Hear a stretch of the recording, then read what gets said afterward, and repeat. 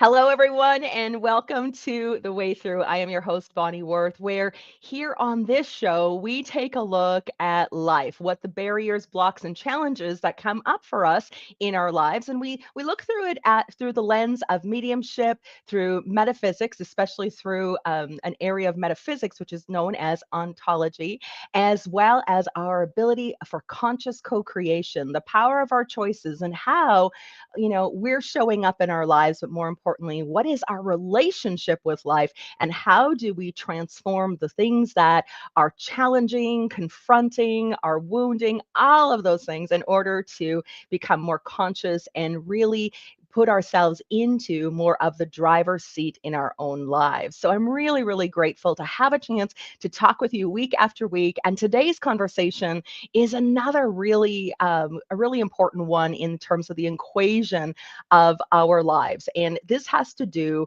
in terms of our resistance to change. Why do we resist change, and how do we go from altering that resistance into taking formidable conscious steps forward so that we can move towards the direction of the very things we've been praying for, what we've been looking to manifest or bring into our lives, even being able to relinquish the past to the past and be able to open our hearts to the future. So today, as I said, this is, we're looking at resistance. We have as human beings this propensity to resist change. It's this dichotomy that goes on inside of us that can actually hinder our healing journey. It's this desire for change, this desire for life to be different, and our experience of ourself and the experience of our life to be altered and different as well. And yet, resistance comes up. This is a very complex phenomena, and it's deeply rooted not only in our psychology and emotional context, but more importantly, in the underbelly of our subconscious that has to do with the paradigms, the belief systems, and our sense of worthiness for receiving what it is that we're looking to alter, shift, or bring into form in our lives. So this is often influenced by those personal narratives based on what we've experienced previously, and we have a tendency to unconsciously, or maybe even sometimes consciously, prioritize the familiar over the unknown. And so as a result, we find ourselves really drawn back into the very spaces, into the very narratives and stories, or even conditions within our lives that we've actually been yearning to move forward from, the things that we're looking to escape. And that really comes down to four specific things for us. And one is the fear of the unknown. Change brings up this uncertainty. It actually triggers enormous amount of anxiety for us, and we tend to favor what are those familiar patterns and the environments in which those patterns were created, because it's what's providing us with this false sense of security, of stability, and predictability. And fear can be the number one thing that is preventing us, because it encourages, we've got to step out of our comfort zone, and it leads us to clinging to what is familiar, even when whatever is familiar is no longer serving to us. Another facet of this is the attachment to our identity. Our identity is so intertwined within the stories and narratives that we've created about ourselves. And again, whether we've created this based on, the conditions, the familial influences, the things that we were born into, but change can often threaten the established identities that we have, who we've known ourselves to be, or even who other people have known us to be. And so this prompts us into, again, this undercurrent of fear that, even if it doesn't make a lot of logical sense, but it's about losing a part of ourself or losing that connection even to others. And so this can create this disintegration of some of the, this of our desires, and there's an internal conflict that within ourselves about what we desire versus the fear of losing who we are, the fear of losing our connection to other people. And so it really creates or leads to even further resistance when we are in the face of change. There is also the comfort in familiarity. Our familiar circumstances, even if they're unhealthy, provide us comfort. And so change can be this daunting thing that demands us to let go of the unknown, even if it's painful, or even if the circumstances of our life are painful or unhealthy. It's this paradox that really highlights our human tendency to prioritize comfort, quick fixes, as opposed to what is uncomfortable or long term growth. Of course, we also have to understand that aspect of conditioning, whether that be the karmic conditioning, what we've brought forward into this lifetime in order to reconcile, resolve, or the wisdom that needs to be learned and discovered through our experiences. This can be in terms of implications of things that happened in previous lifetimes. There's also the societal, the familial conditioning that sits there as well, whether that be within bloodline and within ancestral love lines that can reinforce that resistance to change simply because previously change happened and something bad happened along with it, and therefore it really it creates this difficulty for us to pursue paths that would deviate from that conditioning or deviate from what has been known or what has been understood up until this particular juncture in our lives. So even at an early age, we're conditioned to adhere to the narratives that have shaped our family, that have shaped culture and society. And that is a framework that really creates our view of the world. It's what establishes the comfort zone, even when it's limiting us. As I said, it's providing safety.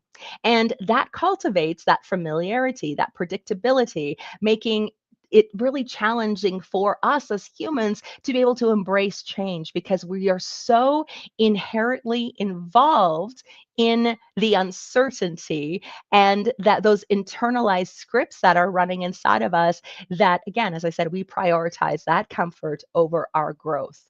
The prospect of change, even though it can be exciting, even though, as I said, it may be something we've been praying for or working towards for a particular, amount of time, it brings up all kinds of feelings for us. And as I mentioned earlier, anxiety being a really big one, because anxiety is where our thoughts, we are envisioning a future beyond where we are now. And because it's unknown and unfamiliar, and there's narratives of what could go bad or wrong, that human tendency to always go into something bad is going to happen as a protection mechanism can create all of this anxiety. It also positions us into a place of vulnerability, and that really evokes strong resistance, and we want to protect ourselves from shifting those patterns. We want to protect ourselves from going down the wrong path that may result in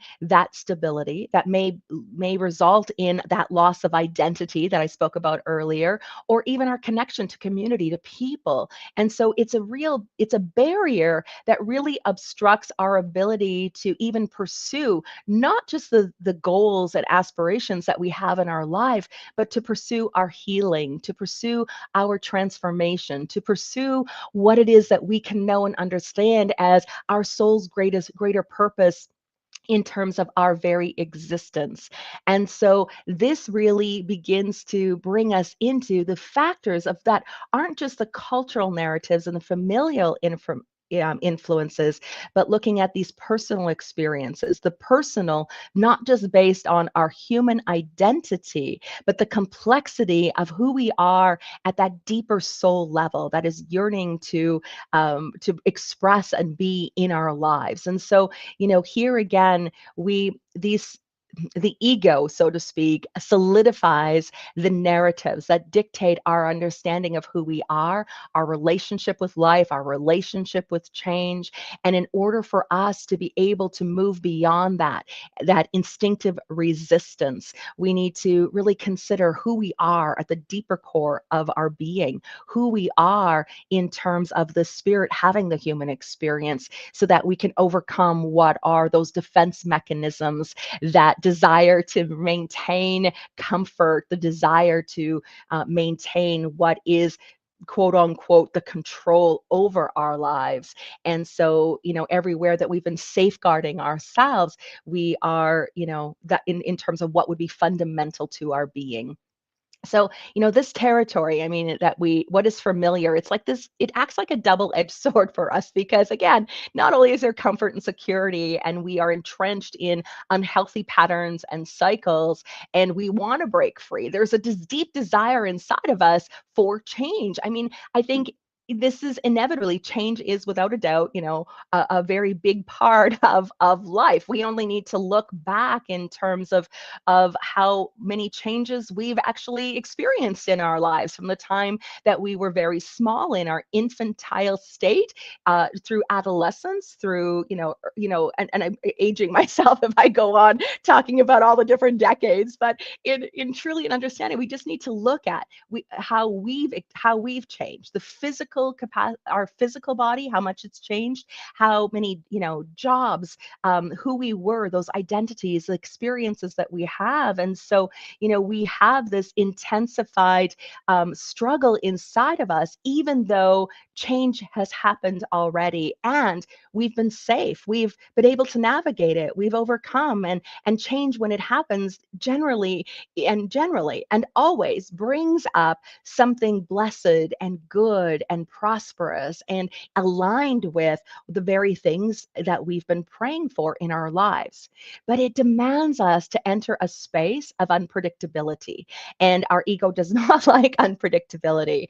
It wants to cling to the status quo, even when, as I said, things no longer serve us. And so this dynamic is particularly evident when we consider our own healing journeys, because we can be caught somewhere between that desire for change to the pull of what is familiar, what is safe, what has been known, and more importantly, what we believe we are worthy of. So it's going to constantly move us back into, as I said, these experiences that we are actually just really praying and trying to get out of.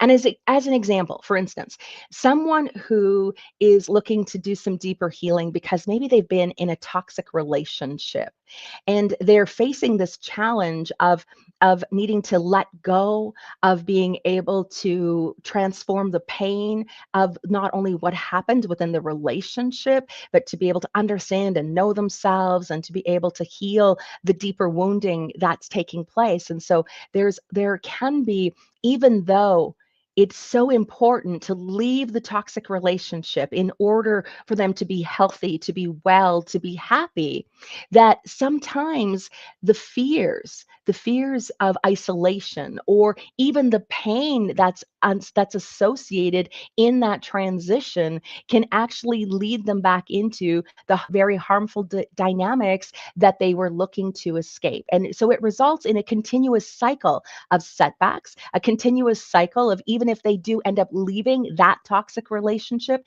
they may find themselves in another toxic relationship. And it's because these continuous cycles are all about the deeper scope of understanding of who they are, what they're worthy of, and of course, the paradigms that are shaping and altering their ability to make conscious choices that are going to bring about, we could call it, as the Buddhists say, the right action towards bringing about their happiness, their peace, etc. So the familiar is what keeps us in our existing comfort zones.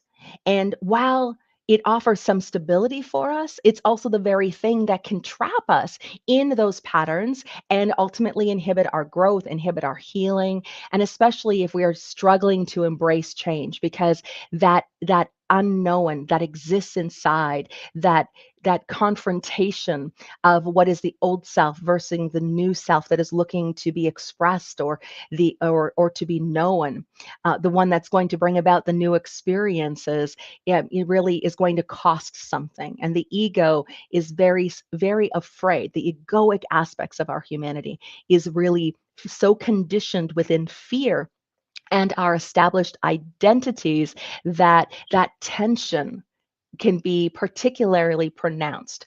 And so, even though we can acknowledge that it's necessary for us to heal from these unhealthy relational patterns, there still is this magnetic pull that, the loss, the fear, the oscillation between the desire for freedom and change and liberation and joy and happiness and peace and everything that goes on to it, that it only exemplifies the clash between what is our growth and expression and evolution, or we could even refer to it as being the ascension of through our awakening, that can become this suffocating nature because of the established narratives and the complexities that come up as we navigate change in the deeper pursuits of our healing. So, despite that grip, our resistance is actually this profound invitation for growth. It's an invitation for us to cultivate trust, trust in ourselves, trust in our ability to navigate uncertainty, trust in ourselves to make decisions and choices that are going to have benefit and are going to reap positive results in our lives. Trust in the universe, which in understanding whether whether for you it's the universe or a higher power or God or the divine or whatever word that you associate it with. But this is understanding that there are greater plans for us than what we can envision, and those greater plans that sit in terms of the contracts and the agreements that we have in terms of not just what we're here to reconcile and resolve within karmic patterns and karmic associations, but more importantly, what it is that we've decided in coming in. What is the dharma? What is our purpose? What is it that we're here, the mission, the goals of something bigger, the bigger part of who we are, as opposed to the ego. We look at the divine self. So this is change is always an invitation, even though it's uncomfortable. Fear is always an invitation. Resistance is always an invitation. But first, we need to acknowledge what's coming up for us, what's coming up without judgment. And again, these natural human responses that are instinctual, that are a part of our survival instinct, the survival instinct that says we need to protect ourselves and protect ourselves based on instincts that not only are fueled by fear, but fueled by the experiences we've had, the wounding, the narratives, the things that have happened to us in our lives that have caused us to be afraid of moving forward, afraid of change. And this, you know, this learning or this growth, so to speak, is really about how to differentiate the voice of what is those protective instincts based on the wounded self, or the voice of what is the authentic self that is yearning for growth, that is yearning for change, that authenticity that exists inside of us within this greater desire to achieve and to be in our lives according to what it is that the soul is looking to experience and what it is the soul is looking to accomplish within its purpose or mission in this lifetime, that bigger part of who we are. I always identify the little one, and I say the little one not in reference to the little to our inner child. We do have an inner child, this little one, this little person who experienced all the things that he or she experienced in their lives previous to where we are in our lives, that little one that exists. that little person, so to speak. But when I refer to the little one, is in reference to the ego, the one that is afraid, the little one who has been enduring, who has been challenged, who has been wounded and hurt and affected so deeply by life. That little one who is still sleeping and unaware of their worthiness or unaware of what is the higher truth of who they are, and then the higher self, the angel that exists inside of all of us. And that's really where here these invitations are for us to cultivate trust that irregardless of the challenges that are coming up, that the universe does have a greater plan, and that irregardless of the insecurities and what our vulnerabilities and this weakened state, or this suffering state that we may be living in or having lived through, that there is a part of us who is looking to break free and to be and to become and to express beyond what has been the adaptations of conditioning or karmic inheritance, etc., etc. So when we look at it, this is about these looking beyond the protective instincts and being willing to make a conscious effort to not only begin to build trust in ourselves, but also to take those small action steps towards the unknown, whether that be through our self reflection. Whether that be the deeper healing of being able to alter and shift the very paradigms and belief systems that we have operating inside of us, whether it be in terms of seeking support and help in order to help us to move beyond what has been those wounded parts inside of us, or even in terms of simply establishing new boundaries. All of those things that where we need to look at chipping away at the barriers of protection that we have constructed out of fear, the barriers that we've constructed as a result of our wounding of these bad things that happened previously.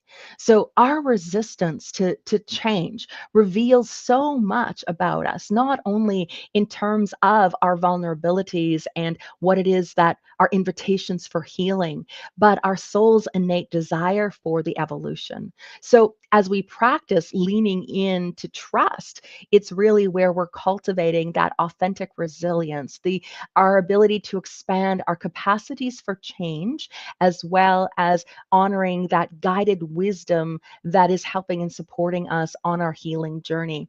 So, resistance is not a bad thing. I always say that anytime resistance is showing up, it's it's it's asking us to look deeper into ourselves, to know ourselves, and trust ourselves, and understand the broader tapestry of our existence, and knowing that our true ability to respond to that invitation is is not just intertwined with what is this small aspect of self that is hesitant and afraid, but it is intertwined with this divine one inside of us, this angel who says, I've got you. I've got you. We said we were going to take care of this. We're going to clean this up. And when there's resistance, it is also the knowing that everything I've prayed for, everything I'm working towards, everything that I'm yearning for is on the other side of it. But I need to take a look at what's coming up for me. What do I believe about myself? What do I deem myself to be worthy of? What fears and insecurities are at play? I see it as this invitation to investigate what are the belief systems that are operating in the underbelly of my subconscious? What's behind the scenes? And looking for that, again, without judgment, but with openness, with compassion. And so we really need to examine the narratives that we hold about ourselves and be able to discern whether they align with our authentic self, or whether they have been created and are layers of information and layers of barriers based on other people's expectations, opinions, our wounded narratives. What is beyond that? We need to develop the capacity to be able to discern whether we are in alignment with who we are, or whether we are aligned with what are the ego's perception of self. And for me, it's always this ongoing commitment to expanding awareness of who I am, expanding the awareness of what's really going on here, that going out of that state of victimhood into a place of being empowered within my own self. And it's not happening to me, but this is happening for me, that there is a grander, bigger invitation and something that is being asked of me to realize that I haven't understood or realized about myself previously. So this commitment, this ever expanding of awareness, this I always, something else I'm willing to be wrong. I'm willing to be wrong about myself. I'm willing to be wrong about what I've believed in. I'm willing because for me, this desire to go beyond what has been the the challenges of my life, the wounded narratives, the pain, the suffering. I want more for my life. I desire more for my life, but not just in a me state, but in understanding that as I do my work and other people are doing this work, that we are creating unity, that we are doing and creating pathways and openings for others to find their way through everything that is playing up for them to understand and know themselves better, for them to understand and know their own light, their own divinity. And as each of us choose to do this, and more of us continue to do this, to acknowledge these invitations, to dive in when these invitations present, that the more of us that do this are creating what is not just a mass awakening, but we are creating more unity, more connection, and we're ultimately bringing more light to our planet, to Earth, to humanity at a time when we need it probably the most. So when we look at this is how we gain new insight. This is where we look at understanding that it is a dance between who we've known ourselves to be and who we really are, and that there is fluidity in this, and we we must be willing to change our mind about ourselves. We must be willing to change our mind about what is possible and what it is that we are worthy of. And that's not static. It's continually evolving. And that's why that willingness needs to be a part of this journey. I also really strongly believe that we have a karmic responsibility to each other. We have a karmic responsibility that not only lies in the recognition of our thoughts and our actions and our choices, but that responsibility that ripples out to every single person, to every single being here on this planet, that not only our personal journeys are a part of, our narratives, our stories, these things that are about our little universe in life, but that we have this interconnectedness, this web of life all around us, and that all of these moments present opportunities to enact not only on positive change as we challenge our conditioned narratives, but embracing the courage to trust ourselves and trust each other and trust this unfolding nature of the universe, and that these the ripple effects, it comes back into the simplest of maybe I would say understandings, or the simplest way of being able to share this with you is ultimately that the more and more of us who dive in and do this work, the more and more of us who are committed to creating peace in our own lives, or being at peace from our past, having peace of mind, peace in our heart, that ripples and extends and creates peace for others, these invitations, openings, and the possibilities that are created as a result of our willingness. So not only are we doing it for ourselves, but we ultimately, because of that interconnectedness, we're doing it for each other. We're doing it for each other. So the bad things that are happening to us are happening for us. And so it's always about being able to acknowledge that little one who's afraid and who's fallen with scraped knees and who has been banged up and bruised from life. It's honoring where that part of us exists, feeling the things that we need to feel, and being willing to explore and look at what are the invitations, what is showing up for me, how is it that I can alter and shift what I have not only believed possible, but more importantly, what I've believed I've been worthy of all along. And it's really ultimately the invitations for all of us as we move through whatever challenge is coming up, whatever has occurred, not just in the past, but maybe even what's happening in our present reality. And so, we want to explore ourselves deeper. And how do we do that? Well, that's a great question. Let me see if I can provide some insight and answer for that. So, how do we do this? Well, navigating change requires first a mindset. This mindset that is rooted in acceptance, and I said, that willingness to embrace the impermanence of life. And so, one of the very first thing is recognizing that all things, all things, including our circumstances, our identities, our where we are in our lives, what's happening in the greater world, that all of that is inconstant. It's this notion that says that resisting change only prolongs the suffering and only prolongs the discomfort. And instead of clinging to what has been the familiar, that we can learn to flow. We can flow with life, with the transitions, with change, and reassuring ourselves and acknowledging the very part through the thoughts we're having, maybe the affirmations we're using, how we're thinking, and maybe consciously pivoting from the negative, something bad is going to happen, into pivoting the mind in acknowledging that change will lead to opportunities that we may not have anticipated.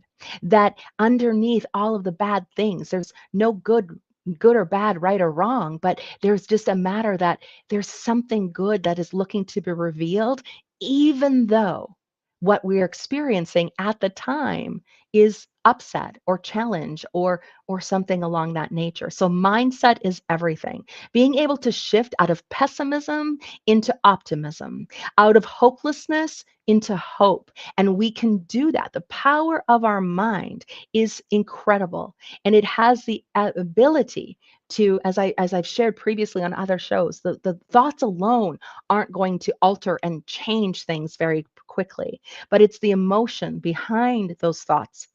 And when we are consistently looking to alter our mindsets, the thoughts we're having, how we're thinking about ourselves, how we're thinking about others, how we're thinking about life, and move it out of the pessimism, wounded state of the ego and align with the angel that exists inside of us. The angel who is full of faith and hope and knows the aspect of the depth of our worthiness, being able to shift and pivot out of the mindset and conjure up what is the emotional content, the emotional energy to really alter and shift and bring about magnificent changes for our life. You see, change isn't something to be feared. Change ultimately is something to be embraced. Either way, change is going to happen. It always takes me back. I don't know if you've seen the children's movie Shrek. I think it's like the first one ever. And Shrek is, going through and moving through transition. And Donkey, who is his counterpart and his, maybe begrudgedly best friend, is really resistant, really afraid. It's like almost impossible to get Donkey to come along for the ride. And Shrek turns to him. He says, Donkey, he said, change is good. Change is good, donkey. And so this is how I think it's such a great interpretation of what is the ego and the higher self. The higher self saying, we've got this, we've got this. The angel that says, everything's going to be okay. It's all well. That there is something more that is looking to be known, understood, and revealed about self. And Donkey's pulling back, and Shrek dragging him along. So I look at this in terms of our ego and the higher self. I think it's a beautiful portrayal of what comes up for us as human beings. So, okay, how do we, what are some of the fundamental things that we can look at in terms of navigating this change more effectively for our lives? Well, one thing in particular is that we need to fully accept who we are. We need to fully accept who we truly are. And that includes our strengths, our weaknesses, our imperfections. It's about loving the one who has endured, loving ourselves so much that we can see beyond what has been judged as bad or wrong or unacceptable, that we can love ourselves instead of basically the perpetuating of what is self-crucifixion, of the insecurities and the unworthiness and the programming and conditioning that's been running there, that we can fully accept who we are, all of the layers, all of the intricacies, all of the uniqueness of who we are, so that with so much compassion, so that during times of change, that not only can we acknowledge the fear coming up, but we can do so without self-criticism, that we can do so without destroying ourselves, and instead looking that we can build ourselves up, and that reminding ourselves, reminding, because the ego is so conditioned, the mind is so conditioned based on the fear and who we've known ourselves to be, that ultimately the higher self needs to remind us of our potential, remind us that we are loved, that we are worthy, and we can move beyond what has been the attachments that have bound us, and the habits that have created these cyclical experiences in our life, so that we can move beyond the suffering and ultimately lead to that liberation, and it becomes this capacity to love ourselves more even when we're afraid, to love ourselves even more when we're frustrated, when we're angry, when we are in pain. Ultimately, the medicine is about love, about being able to love ourselves beyond anything that we've experienced or believed ourselves to be. Beyond loving ourselves more, not less. More, not less. And when you've been someone who maybe has experience and has been abandoned or abused, or have been in difficult relationships, whether those be codependent relationships, or maybe even moving through great losses in your life that have created doubt and insecurity about self, that love is the antidote. Loving ourselves with compassion, giving ourselves, letting ourselves off the hook for the imperfections, and really honoring the fact that, we did the best that we possibly could in the situation, that we were only trying our best. We were only capable of doing what we could do based on what we knew at the time or what we believed about ourselves. We need to become not just this finding the alignment with the higher self, but allowing for, again, the voice of the angel to love ourselves more when we are challenged or we are in some kind of upheaval or difficulty in our life. And so, this is about, we need to detach ourselves from who we expect ourselves to be, and give ourselves space to be where we are, to process how we feel, to love ourselves through the darkest moments, so that we can align with what is our true self, that we can open up to what it is that is beyond that state of suffering, to the new experiences, the new connections, right? Another piece, and it comes down to acceptance. So first, acceptance of self. The next thing is about accepting that change is a part of our reality. It's an inherent part of what it means to be human, and it's inevitable, and it's sometimes beyond our control, and that when we resist change, that we are ultimately creating unnecessary suffering for ourselves. And this is about accepting that everything is transient. Everything comes and goes. Day turns into night, winter into spring. Everything comes and goes. And so do our circumstances, and so do our feelings. And so understanding that change is ultimately the expression of transformation. Change is the expression of our prayers looking to be answered. And so opening up to change is ultimately, this is the key piece of it, is about accepting that change is an inherent part of our human experience. All right. So this will help, in doing so. It's like, this understanding is that it's a natural part of our existence, and it allows us to approach change with maybe more ease, more openness. Our current reality, I mean, this is also accepting that our current reality, where we are in our lives, regardless about how we feel about it, is temporary. This is temporary. This is accepting that the present situation, wherever it is temporary, and that we have the capacity to move beyond or move forward so that we're not getting stuck in wishing things were different and actually making those conscious choices to be able to enact what is known as our free will in order to move beyond and to move forward and to experience our reality differently. This is also, again, where we also need to accept that we can't predict every outcome. We can't. As much as our ego wants to know what's going to happen ahead of time, we want all of the answers, we want everything laid out. You may be someone who even sees, someone like myself, or I know I certainly got, have people that I go to, whether astrologers and healers and mediums and people to say, okay, what's coming in the future? Is the truth is that none of us can predict it. Not every outcome, because our capacity to invoke conscious choice can alter and change the trajectory of what is to come. And so when we allow ourselves to sit in uncertainty, it actually opens us up to new possibility.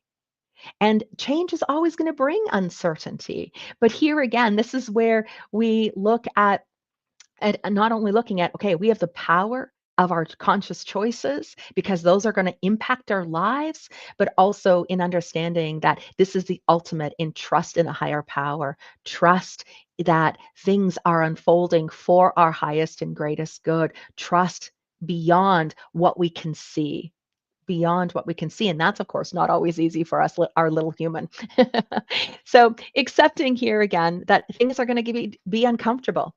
Challenges are a part of change, and they're an essential part of change because it allows us to look at where we need to open our hearts more. It allows us to dive in, maybe to learn something new that we hadn't known, whether about ourselves or maybe even a new skill, a new talent or ability that we didn't even realize we had.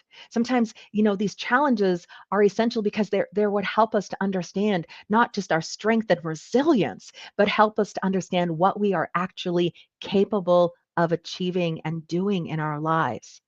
And how, this is where, again, these conscious choices are what leads us towards that. And every decision we make can be in a response to the change, not in reaction to the change.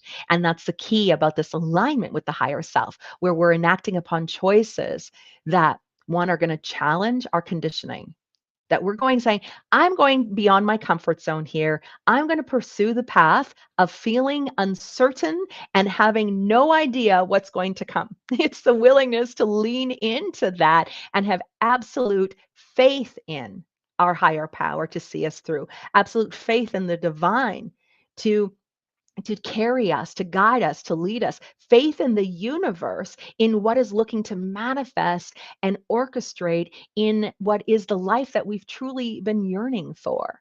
And so it's an alignment. It's an alignment between our action and desire and our higher self. And that's again here. It's like whether positive or negative, that comes down to the key or the quintessential part of it.